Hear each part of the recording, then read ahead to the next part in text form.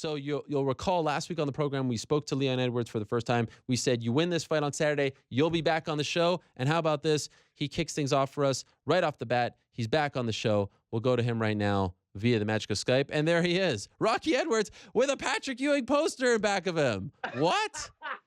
There it is. My good friend Patrick. Patrick Ewing. Where'd you get that? Oh, now we lost you. The Lord giveth and the Lord taketh. Maybe someone's calling you right now. That's amazing. So you remember last week on the show, we'll reconnect with him in a second.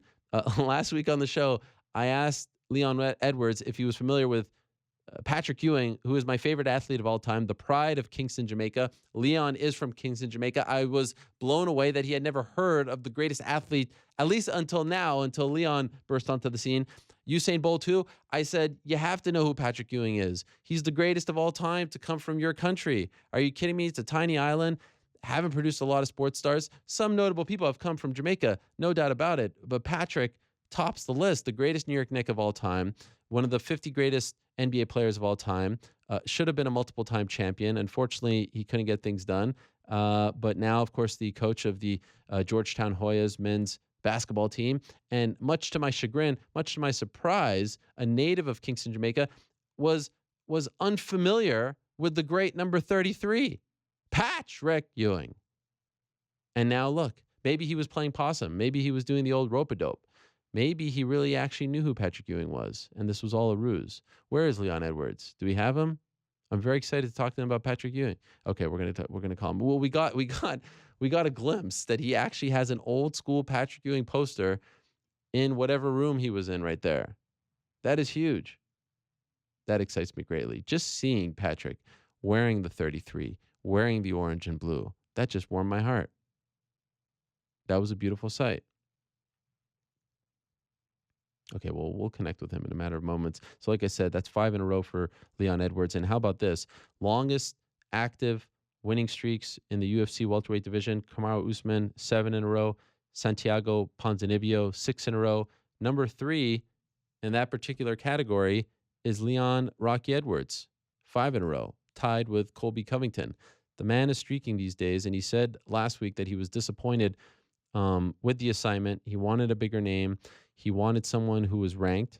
He wanted someone maybe on a bigger stage. No disrespect to his home country, but he wanted the push. He also predicted that next year he'd be in that title contention. So where is this? What's going on? No, I don't have anything here.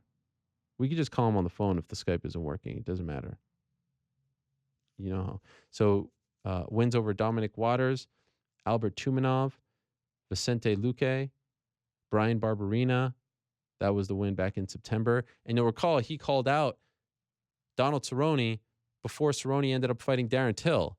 And then he ended up getting the Peter Sobotta fight, defeating him at 4 minutes and 59 seconds. And the crazy thing about this is we spoke to him last week about his brother, Fabian Edwards, who's a big-time prospect, currently fighting in Bama, the British-based organization, 4-0 right now. He fought 2 weeks ago and dropped his opponent early on, but then was able to secure the submission victory. What happened on Saturday during the Edwards fight, he dropped Sobotta early on, and then Sobotta almost submitted him. It was like the reverse. It was crazy. And this was like all in like the first 45 seconds of the fight. But he was able to get out of that. He was able to regroup, and then ended up winning that fight, as I said, at 4 minutes and 59 seconds of the third round. At first, I was like, well, that's a questionable decision. It didn't seem really necessary to stop the fight. But then after the referee did stop the fight and Sobotta got up, his entire face was a bloody mess. And it looked like the right call. The crazy one was the Paul Craig fight, getting that submission in 4 minutes and 59 seconds. And I mean, like, it's easy for us to say, but you have milliseconds to hold on. Do we got him? Something just happened in my ear. Okay. Leon, are you there? Hello? Yes. Yeah, man. Yeah. Okay, I think we're having some Skype problems, but I did catch a glimpse of your room over there, so you got the Patrick Ewing poster. Patrick is up. Patrick is up. I've been doing my studies. So yeah, where did you get that? Where did you get a Patrick Ewing poster from in the last 7 days? I ordered it offline. That's I did, amazing. I did my research. I got it ordered. So yeah, all good. All for you, Ariel.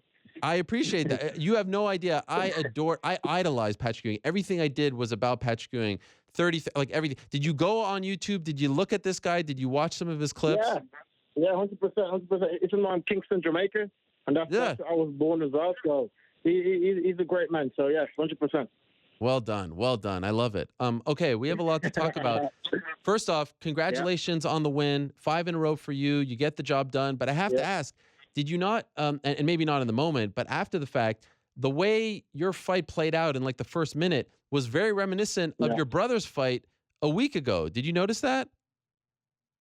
Was it? Well, because you dropped Sobotta, and then he went for the submission. Your brother got dropped, and then he went for the submission. It was just the reverse. Yeah, exactly. Same armbar as well. Yes. Crazy. Yeah, I didn't think of that, but yeah. Well, do you regret going to the? Didn't have the armbar, so it's all good. Do you regret going into his guard? Do you think if you just would have waited for him to get up, or maybe attacked him differently, that you could have finished him within a minute?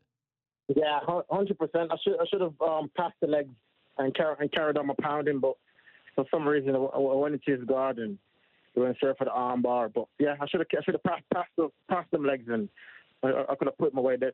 Put my way there, but it is what it is. Live and you learn, so all good. How pissed off were you? Like, were you thinking about that throughout the fight? That's something that I would harp on. I'm that kind of person. Were you thinking about that? Like, oh, I had him in the first minute. Why am I even here in the second, third round with him? Exactly. After the fight, my coach was telling me about it, but as far as going on, I was in the moment. So wherever the fight was, that's where my head was. So I wasn't really thinking about, I should have done this, should have done that. I was in the moment, and it was good. But like I said, I should have passed his legs, and I would have put him away then. But it is what it is. Like, I got to finish late in the third round, so it's all good. Yeah, you tied Paul Craig's record, which was set just like an hour prior. Were you watching the Craig fight in the locker room? Like, were you even aware that a record had been set early? I know you probably weren't trying to like break that record or tie the record, but did you even know that? You weren't watching it? No. I was watching it, but I didn't know the time of submission or. I remember watching it and thinking, he's losing the fight. Then I looked around again, and then I won the fight. So, but I didn't know the time limited, and so no, I didn't know his time. So someone told me after I won, it's the second of the night, which is madness. Like you never really heard of that. So yeah, it's mad. Yeah. And are you like when you're on the ground and you hear the clack 10 seconds left? Are you thinking like, let me try to get this? Let me try to get this, because it didn't look. I mean, you were still nailing him, but it didn't look like okay. You were thinking, okay, let me try to squeeze this in the next 10 seconds. It all kind of I even think the crowd wasn't aware that the fight was stopped. They just thought that it went the distance. Were you trying to squeeze that in before the final horn? Yeah, 100%. As you could see, I was pounding away the last 10 seconds, trying to get a finish because Sobotta was leaking of blood. So I kept pounding. But I thought the bell went. And my coach was like, "Nah, just they stopped the fight." So I didn't even notice they stopped the fight until after the bell went. And my coach said, "Oh no, stop the fight." But yeah, I was 100% looking for the finish. So I kept pounding away. It wasn't moving, so it was good. It was good to get the finish in the last second of the fight. So yeah, all good. Yeah, the finish helps. 5 in a row now. As I just said, you have the third longest streak in the welterweight division. Overall, are you happy with the body of work? Were you happy with the 15 minutes or 14:59? Like, were you happy with your performance? No, not really. I give myself a 7 out of 10 for that performance. Prior to the fight week, I was ill. I came down with the chicken pox. So I had about 2 weeks. I was in bed for 2 weeks, trying to recover. And it was for the last 10 days before fight week. I recovered a little bit, and then I could cut weight. And so, yeah, plus 7 out of 10 for the performance. I should have finished him earlier. Like I said, I don't think Peter's on my level. I said it from the get-go. I don't think he's on my level. So after this fight, though, like I said, I want the top 10 guys. So I'll call out Mr. Till. So let's get this fight for Liverpool. And we will get to that in a second. But first, let me just make sure I heard you correctly. You had chicken pox 2 weeks ago? Yeah, exactly. I had chicken pox. What? Last 2 weeks, I was in bed with chicken pox. I was like, I never had my son brought it home from school. But Oh my God. I thought I had it before when I was a child, but my mom said I didn't have it before. So he gave me chicken pox. So I was in bed for like 10 days, and then I had to start my weight cut and I had to start like getting my shit together for London. So yeah, so probably 7 out of 10 for my performance that night and Saturday. I should have finished him earlier. Wow. Did you consider pulling out of the fight as a result of having the chicken pox 2 weeks ago? Um, Not really. Not really. I did some research on it. It said in 10 days, you start clearing up and start feeling better. And so I thought I'll ride it out and see how I felt. And so, yeah, it was a bit hard for my weight cut to get my weight down because I was in bed and I couldn't train. So that's probably the hardest part of it. Apart from that, I was all right. How itchy were you? How miserable was it? Oh, it was terrible. It was terrible. It's not meant to work when you're adult as well. And when you're a child, it was terrible. It was terrible. It's all over my face, my body, and it was madness. You all cleared up now? I got a job. Yeah, it's all clear up now. It's scars here and there, but it's all gone. It's all gone. Wow, that is unbelievable. Okay. And so, the performance is great. The win is great. Tying that record, 459 is great. But then how about that call out? I mean, it's one thing to, wait for them to ask you, who do you want next? You wanted nothing to do with Dan Hardy's question. You wanted nothing to do with a follow-up question. You knew exactly what you were doing and you knew where he was and you looked right at him. You called out Darren Till. And what's so notable about this is the UFC is having such a hard time finding an opponent for Darren Till. Here's a fellow Brit saying, I will fight you. I will go to your hometown. I want this. I'm the man in Britain. I mean, it was perfect. And then you walked off. Did you think of that on the spot, or was that something that you were planning on doing before the fight? I knew before the fight, after being Sobotta, I will call Till out. Like I said before, if you look at my path, I've taken look at his path. To get to where he get to. My path is way harder fights. So nobody knew who two fought apart from Donald Cerrone. So I knew going in there, I'm going to put Sobotta away. Then I'm going for a top 10. I'm going for Till. So it is what it is. Like I said, Liverpool was only an hour away from me. It's only a drive down the road to get to Liverpool. So it's all good. It's all good. I'm pushing for that fight. I'm hoping to get it. He says nobody wants to fight him. I want to fight him. So let's see what to do.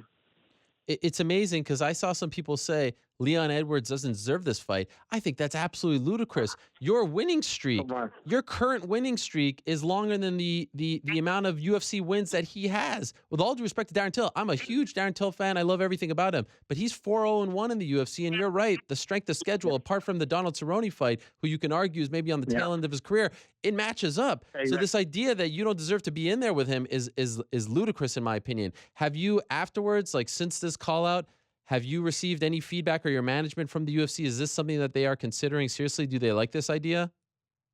Well, for what I've heard, I heard they're trying to make the Wonder Boy fight with him and Till. So, but I put my name out there. I told management to keep pushing for it, just in case that falls through. But what I'm hearing now that they're trying to get the Wonder Boy fight. But like I said, I'm here. I'm on a 5-fight win streak. I'm ready to go. So I'm just waiting to hear what to come back with. I think it is attainable. I don't think Wonder Boy's taking that fight. I spoke to his dad on Friday. His hands are still not healed. They say he's at around 60 to 70%, and he wants nothing to do with fighting in England against Darren Till.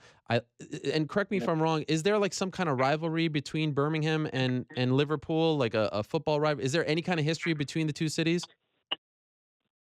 Not really. Okay. Probably for the football, but not really. Like I said, this is a UK-based fight, so I got love for the UK and everywhere in the UK. So it's not really a rivalry. Just I think I deserve the top 10 spot. What he's got, I've called out Donald Cerrone before. I've beat tougher opponents, so that's all it is. Just between me and him. So it is what it is. Do you have a history with Darren Till? Have you ever run into him? Do you have any kind of backstory with him? No, not really. Not really. Not really. I've seen him around in the fight week hotel, but apart from that, not really. Nothing much. I just know that I'm the better fighter, and I deserve that top 10 spot. That's all. How do you feel about the push that he's getting, the buzz that he's getting, that they're bringing a fight card to his hometown, that they're putting him on the broadcast? I mean, they're really getting behind him. How do you feel about all this? Is it warranted in your opinion? Like I'm not gonna hate on another man's success. He's doing his thing. Does he deserve it? I don't know, but it is what it is. Like I said, he was beat apart from Donald Cerrone. That was on like a losing streak when he beat him. He beat Cerrone, leapfrogged to number 7, and now he's God's gift in everyone's eyes. He's God's gift. So it's madness to me. I don't see what they're seeing, but fair play to the man. He's doing his thing, but I'm ready to go. Like I said, I want to fight. It's Ariel's drive for me. It's perfect. So let's go. And he said afterwards, like he was doing a scrum, it didn't seem like he was all that, blown away by it. Did you see his comments? And if so, what do you make of him? It doesn't seem like he's jumping at the call out, the opportunity. Yeah, I've seen it, but like I said, I think he's pushing for that Wonder Boy fight. So it is what it is. Like I said before, I don't think he wants it. I got many ways I could beat him. He's looking for a striker because he wants to strike the whole fight. You know what I mean? I can strike with him, I can wrestle him, I can sub him. So I believe I'm a tougher fight for him than Wonder Boy. But make no mistakes. I'll go to Liverpool and I'll put him away to give me the opportunity. So I'm just waiting to hear back from the UFC and see what they got planned for Liverpool. I think this is perfect. I mean, it just makes so much sense, especially considering the fact that no one really wants to take this fight and it's only 10 weeks away. Other than the chicken pox that you just got over, any injuries? Are you banged up at all after going almost 15 minutes with Sobotta? Now I'm fresh as a daisy. I'm ready to go. I have a few days off and I'm back in the gym.